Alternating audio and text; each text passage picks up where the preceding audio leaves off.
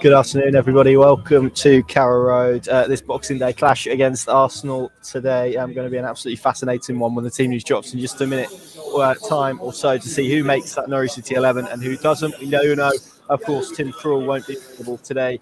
He confirmed on social media yesterday that he has tested positive for COVID in the second time in a year. So that looks likely to provide Angus Gunn with an opportunity, with the caveat that, of course, Dean Smith hinted that there was possibly even more positive cases. Team news should be dropping in just a minute time or so. So we'll come to pad in just a minute when it does drop. Arsenal, of course, come here today in great form. So fingers crossed Norwich can stifle them today, although it does look a very big task on their hands, particularly given the squad as we know it. So again, just a minute or so away from the team news, which we'll bring you when it drops. Anxiously refreshing the feeds to kind of see what that looks like for you. Norwich, of course, missed a huge amount of players against Aston Villa. It was one that Dean Smith said in hindsight probably should have been called off. It wasn't, and Norwich City, of course, lost that game 2-0. But here is the team news. Angus Gunn does start for Norwich City. Sargent and Kieran Dowell also come into the starting 11. So Norwich City's team looks a bit like this. Angus Gunn in goal, Aarons, Kabak, Gibson, who's captain, and Brandon Williams as the back four, Gilmore and McLean as the midfield two, Poheta on the right, Josh Sargent on the left, and Kieran Dowell behind Timu Pukki. The subs bench, Michael McGovern, Sam Byram, Todd Campwell, Jacob Sorensen, Christos Solis, Pierre Lace-Malou, Barley Mumba, Dimitris Yanoulis, and Adam Eder. So that is the Norwich team for you. Gunn, Dowell, and Sargent all into the starting 11. I'll throw it over to you, Pad. Let's start with Angus Gunn. I mean, his last Premier League game was that 9-0 loss against Leicester City in a Southampton shirt. His first one arrives for Norwich today in interesting circumstances, but if obviously the schedule goes ahead as we plan, or as currently planned, then there's a possibility that he could get 3 games in a very quick space of time. I mean, it's an opportunity for him that he's probably been hoping for in many ways. Yeah, certainly when he came here. But then Southampton, did I see his former club? They had quite a series of goalkeeper issues as well, and maybe it was almost, oh my God, if I'd have stayed put, I might have got my chance there. But roll it on a few weeks, and yeah, sadly for Tim Krul, we were just discussing it before we came on air that we'll get some clarification after the game. But obviously they've, I think it has changed from a 10-day isolation period to a 7 with the requisite negative tests around days 6 and 7. So it might hopefully, and then obviously the other caveat then is that physically he's in a condition to pick up where he left off, which would mean maybe Leicester is available for. But we'll get all that confirmed with Tim Krul's situation after the game. Yeah, certainly today, not in the circumstances I'm sure Angus would have wanted, but ultimately his first chance in the Premier League for Norwich since he returned to the club. First Premier League game for Norwich, obviously, given his previous loan spell here was in the Championship, and it was a very successful loan spell. Gave him the platform to get that big money move to Southampton. Didn't work out.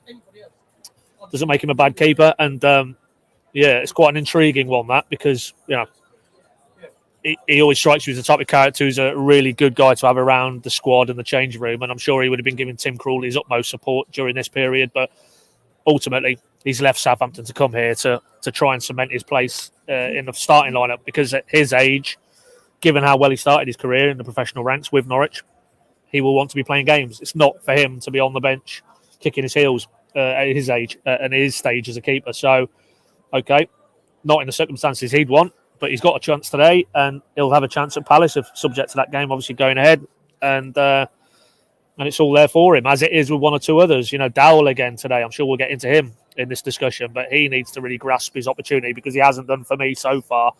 And Poheta, another one. Would he be in the 11 if Rashica was available? Maybe even Jolis? Probably not. Although, by all accounts, Dean Smith is quite a fan of Poheta, and we're seeing that now that, okay, he's got limited resources in those attacking wide areas, but he's given another opportunity today. So, Gunn, but on a broader point, one or two other lads who've got opportunities that they need to grasp a day, albeit incredibly difficult task against probably the form side in the division, bar maybe Manchester City. Yes, absolutely. I'll just bring you the Arsenal team, and then we'll probably go into Kieran Dowell in a little bit more detail. They line up with this: Aaron Ramsdale in goal, White holding Gabriel and Tierney the back four, Partey and Xhaka the midfield two, with Saka, Odegaard and Martinelli all behind Lacazette. Very strong team with some very daunting names in there. Their subs bench: Leno, Tavares, Amari, Eleni, Patino, Luonga, Pepe, Smith Rowe, and Nketiah. So a very strong Arsenal team, as we mentioned, in form as well. It's going to be a tough afternoon, but we speak about opportunity knocks, Pad, and you mentioned him there, Kieran Dowell. I mean, he's probably been a little bit unfortunate. He had COVID when Dean Smith arrived, which probably meant that he wasn't involved in his plans straight away. We've seen him from the bench on a few occasions, relatively late on, where he's probably struggled to produce, but then that's probably the case across the Norwich City attack. It's very difficult to come off the bench and make an impact, as we know. We talk about opportunities. It's a big one here for him today. To see if he can inject that creativity. They've tried Todd Cantwell, that hasn't worked. They're now going to try Kieran Dowell. Yeah, I just, as you were talking there, Con, I just wanted to double check. Under Smith, this is his first start today. Opportunities off the bench against Wolves in his second game, Tottenham away, and then most recently Villa away. So, yeah, in the grand scheme of Kieran Dowell's career trajectory here under Dean Smith, this could be a big afternoon. And there's no doubt, I think anybody who's seen him in a Norwich shirt, whether it's Championship or latterly under Dean Smith, but before that under Daniel Farke, there's a player there with plenty of technical ability who should be able to influence, games at this level. He shouldn't look out of place in terms of the technical elements, but I think even Kieran Dowell's most ardent supporter would contend he hasn't really grasped his opportunity and really put his stamp creatively on this side. And we all know how difficult it is for Norwich at this level. It goes without saying, today's opponents underline that. He's in and amongst some very, very good attacking players for Arsenal. And Ben White is playing, isn't he? So there's a player they went out and paid reportedly 40-50 million pounds for. So they're pretty decent at the back as well. But for me, really now what it comes down to, both individually and collectively for Norwich, is it's less about who they're playing against each week. It's more about these guys and can they produce. Yes, we all know how difficult the circumstances are and the lack of available resource to Dean Smith, and he won't want to use those excuses. They're not excuses. That's fact. That is mitigation. But ultimately, Norwich aren't the only team who are struggling with these type of issues across the Premier League, across football in general. So you just have to get on with it. While the games are still going to continue, then the players who do go out there and represent Norwich really do need to step up now, far more than they have done thus far this season. And that's ultimately, you look at the league table, it tells you Norwich have been nowhere near good enough, irrespective of the head coach in charge. And it's only, the COVID side of it has only really, really come into play in these last 2 or 3 games. So, yeah, big opportunity. But I feel like we've said that numerous times for Kieran Dowell this season in the Premier League. And one hopes that at the end of this game, we're saying, right, yeah, Kieran Dowell has arrived as a Premier League option for Norwich. I distinctly remember, I think the reverse fixture of this was his first start of the season, wasn't it? He came in despite there being Rashica on the bench and players like that. I think Daniel Farke at the time he wanted to give him an opportunity. So let's see if he can make the most of that again, as you say. And I think that thing you say about opportunities, maybe you could stretch that out to Norwich City perhaps a little bit more broadly. You mentioned the COVID situation, Pad. Obviously, Carrow, the latest player to be affected by that. You look at the bench today: McGovern, Byram, Cantwell, Sorensen, Schollis, Lees Malou, Mumba, Giannoulis, Ida. Even though it's probably not where Norwich City would want it to be, it's a hell of a lot stronger than we saw against Aston Villa. Nearly a fortnight ago now. Do you think that break will have helped Norwich? Obviously, clearly in terms of numbers, but also in terms of fitness as well. And how important has this period been ahead of, again, as things stand, that Crystal Palace game is due to be played on Tuesday. Obviously, we'll find out more about whether or not that's the case in the upcoming days. But do you feel this break that Norwich City have had will be helpful in terms of their fitness, in terms of their application this afternoon? Well, there's the physical element of it, but I just think mentally as well. I thought it was interesting. I didn't cover the presser on Christmas Eve, but Dean Smith talking about genuine sense of disappointment around the camp the 2 or 3 days after Villa because they didn't do themselves justice. But then when you obviously then look into the reasons for that. Players playing with very high temperatures if COVID negative, but certainly symptoms and players unavailable. And again, it goes back to mitigation rather than excuses. But I think there was reasons why that, certainly in the first half against Villa, wasn't anywhere near good enough. Dean Smith acknowledged that straight after the game. But obviously with the distance of, the West Ham game now going off and the levels of situation that Norwich are dealing with in terms of player unavailability, I wouldn't excuse Villa, but you can understand maybe the reasons for that, coming off the back of a completely different type of intense, committed, energetic, high-tempo performance against Manchester United. So, ultimately, what Dean Smith also went on to say Friday is that, after that initial disappointment, I think he said he told the players, look, I will take responsibility for Villa, and he felt that the mood has been really good now, building into Arsenal. So, proof will be in the pudding here today, but I can't think it will have done them any harm because, the nature of that display against Villa would have took a lot out of them, both mentally and physically. And, they wouldn't have really wanted, I suppose, in the grand scheme of things, to have another midweek fixture on the horizon now to West Ham in the new year. But in terms of what we're dealing with now and this situation going into, in theory, 3 games in 7 days now, it might not be the worst that they didn't have that West Ham game. It certainly has given one or two of the lads who possibly wouldn't have been available against West Ham a few extra days to get themselves in and amongst it. But, ultimately Arsenal have played through and they seem to have, through that and positive results and positive performances, have got this momentum, that you fear could be the deciding factor today, irrespective of the quality. They look like a group of full of confidence, and going forward, Norwich are searching for that. And ultimately, we will see which of those two was the best sort of prep going into today's game. But, break or no break, I think we all accept that with the players unavailable to Norwich today, against, for me, outside of Man City, probably the form team in the division, this is a very tough assignment, no doubt about it. Yeah, it definitely is. Just finally then, Pal, I mean, we're both sat in Carrow Road. We both walked to Carrow Road this afternoon. Maybe it's the Christmas hangovers, I don't know. But there is it does feel a little bit subdued in here at the moment, and maybe that's understandable given currently what we're seeing in the country.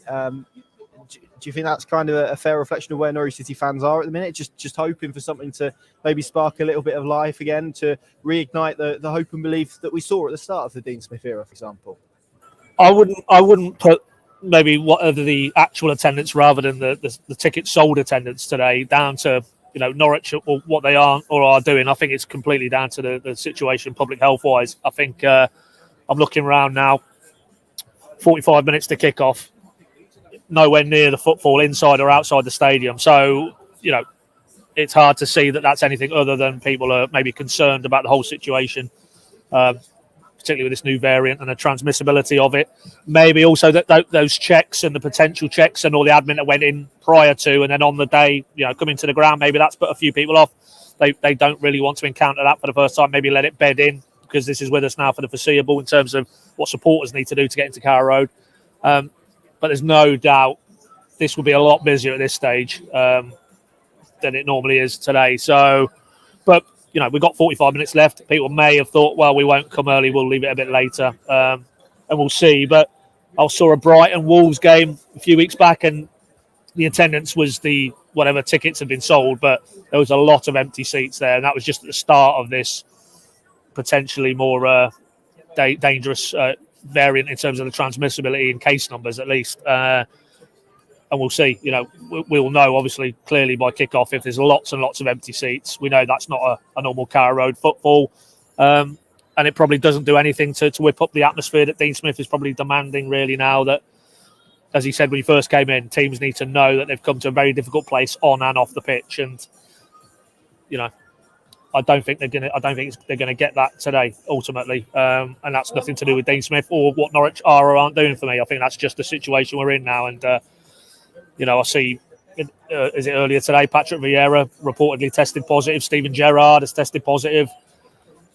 It's very hard for me to see that the programme now continues through this festive period unaffected. I think there's going to be more games off, more individuals going down with this, and in that environment, coming to the football is fairly insignificant, ultimately, isn't it, to your health and the health of your family? Yeah, absolutely. Just finally then, Pad, how do you see this one going? It's it's an interesting game for Norwich City in terms of where Arsenal are currently. Probably a complete contrast to where they were in the reverse fixture, where obviously they were below Norwich in the table. They haven't won a game. There was lots of people questioning Mikel Arteta. They're now fourth in the table. They look to be the informed team in the division at the moment. Some excellent attacking players. This is going to be quite the prospect for Norwich City this afternoon. Yeah, I just wanted to familiarise myself again with that Arsenal 11. I mean, Smith Rowe's on the bench, which says it all. Along with Nketiah, who did for Sunderland in the League Cup and Norwich in a League Cup tie a few years back as well. Patino, this young teenage striker that they're all raving about. That's their bench as the Norwich keepers emerge to a smattering of applause. Hard to look past an Arsenal win, if we're being honest. They have the momentum, they have the winning confidence, and they have quality from front to back. Ramsdale looks to really have established himself at the back. Going forward, Martinelli, now he's fit. He seems to be, adding something else at the top end of the pitch. And in midfield, Xhaka, not to everybody's liking, but he's a good, solid operator at this level. And Partey's a very good player. And, in the wide areas, Kieran Tierney, excellent player as well. So you can't see past an Arsenal win, but ultimately, I only go back to a couple of Saturdays previous and the manner that Norwich ran Manchester United with all their glittering array of talent. Close and probably at the very least deserved the draw that day. They'll certainly need to get to those levels again in terms of intensity and commitment and energy. And you just hope, because we're sick of talking about it, they can find a cutting edge and that we're not left again bemoaning the lack of quality in the final third. But if they don't get to those levels, then Arsenal come away from here with 3 points ultimately. Yeah, I'll take a goal, to be honest, where Norwich City are at the moment. But we shall see. Of course, all our match coverage and updates this afternoon, reaction from this game will be available on our Pinken channels. Make sure you download the Pinken app as well if you haven't already. Just a few days left of that offer that we're doing at the moment, 2 months free trial. So, yeah, well worth checking out. They've got Dave on the Match Day blog, and we'll have plenty of exclusive content across there on the weekend as well. There's Carrow Road. You may be able to see Angus Gunn being put through his paces as he begins his warm-up. We shall leave it there. Thank you all very much for watching. Happy Christmas. See you soon.